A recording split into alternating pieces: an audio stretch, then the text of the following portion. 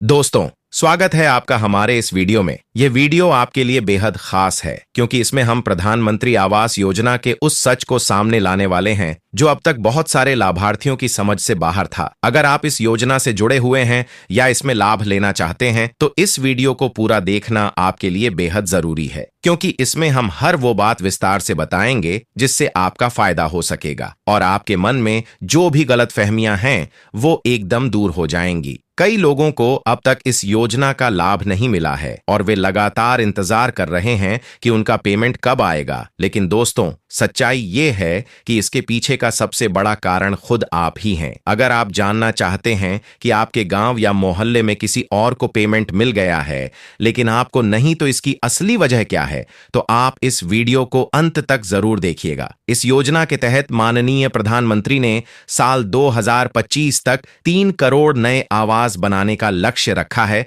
और इसका पहला आवंटन सत्र 2024 से 25 के बीच में पहले ही हो चुका है। अब दूसरा आवंटन भी जल्द ही होने वाला है। तो ऐसे में सवाल यही है कि क्या इस बार आपको आपका हक मिलेगा या फिर कोई गलती फिर से आपको पीछे कर देगी। दोस्तों, बहुत सारे लोग बार बार कमेंट करते हैं और पूछते हैं कि उनका पेमेंट कब आएगा, लेकिन हर किसी को अलग से जवाब देना मुमकिन नहीं हो पाता। इसीलिए ये वीडियो बना रहा हूं ताकि एक ही बार में हर किसी को सही जानकारी मिल सके। सबसे पहली बात जो आपको जाननी चाहिए वो ये है कि इस योजना के साथ साथ मनरेगा के तहत मिलने वाला पैसा भी जुड़ा हुआ है। अगर आप चाहते हैं कि मनरेगा के तहत आपको 45 या 90 दिनों की मजदूरी का पैसा मिले तो उसके लिए आपको अपना जॉब कार्ड अपडेट और जमा करना जरूरी है। अगर आपने ऐसा नहीं किया तो आपको वो मजदूरी वाला पैसा नहीं मिलेगा और आप खुद सोचते रह जाएंगे कि आखिर पेमेंट क्यों नहीं आया। सरकार ने इस योजना के तहत अब शौचालय योजना को भी अलग से लागू कर दिया है। पहले इसका पैसा आवास योजना के साथ ही दिया जाता था,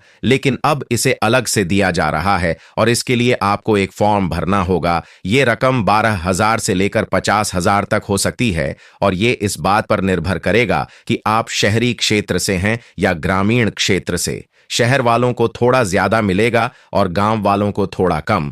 लेकिन अगर आपने ये फॉर्म ही नहीं भरा तो आपको इसका पैसा भी नहीं मिलेगा। इसके अलावा एक और बहुत बड़ा कारण है जियो टैगिंग। अगर आपने जियो टैगिंग नहीं कराई या फिर आपका आवास पंचायत की सीमा से बाहर बना दिया गया है तो आपका पेमेंट रुक सकता है। बहुत बार देखा गया है कि ग्राम सेवक या रोजगार सेवक इस मौके का फायदा उठाते हैं और आपसे पैसे मांगते हैं, सीधे या किसी बिचौलिए के जरिए। लेकिन जब तक आप खुद अपने कागजात पूरे नहीं करेंगे और सही जगह पर निर्माण नहीं करेंगे तब तक आप किसी को दोष नहीं दे सकते। इसीलिए सबसे पहले अपने कागज पूरे कीजिए, जॉब कार्ड अपडेट कीजिए, शौचालय योजना का फॉर्म भरिए, जियो टैगिंग सही जगह पर कराइए और फिर भी अगर आपका पेमेंट रुकता है तभी आप शिकायत दर्ज कर सकते हैं। एक बात और आपको समझनी चाहिए कि शहरी और ग्रामीण क्षेत्र के लोगों को मिलने वाली रकम में भी फर्क होता है। शहर वालों को थोड़ी ज्यादा रकम मिलती है और गांव वालों को थोड़ी कम। ये सरकार के नियमों के मुताबिक ही है। अब आते हैं उस सबसे बड़ी शिकायत पर जिसमें लोग कहते हैं कि पेमेंट के लिए रिश्वत देनी पड़ती है। तो दोस्तों, अगर आपके कागज सही हैं और फिर भी आपसे कोई अधिकारी या बिचौलिया रिश्वत मांगता है तो आप उसके खिलाफ कार्रवाई कर सकते हैं। लेकिन अगर आपकी फाइल ही अधूरी है तो वो अधिकारी क्यों आपकी फाइल को आगे बढ़ाएगा। इसलिए पहले खुद की गलती सुधारिए, फिर ऑफिस जाइए और शिकायत दर्ज करिए। कई बार ऐसा भी देखा गया है कि लोग आवास किसी और जगह पर बना देते हैं और फिर पूछते हैं कि पेमेंट क्यों नहीं आया। दोस्तों, सरकारी योजना का एक तय फॉर्मेट होता है और उसके हिसाब से ही आपको चलना पड़ेगा, तभी आपको योजना का पूरा लाभ मिल पाएगा। अगर आप चाहते हैं कि आपको शौचालय योजना का पैसा भी मिले तो उसका फॉर्म भरना ही पड़ेगा और अगर आप मनरेगा के तहत मजदूरी का पैसा भी चाहते हैं तो उसका जॉब कार्ड होना भी जरूरी है। दोस्तों,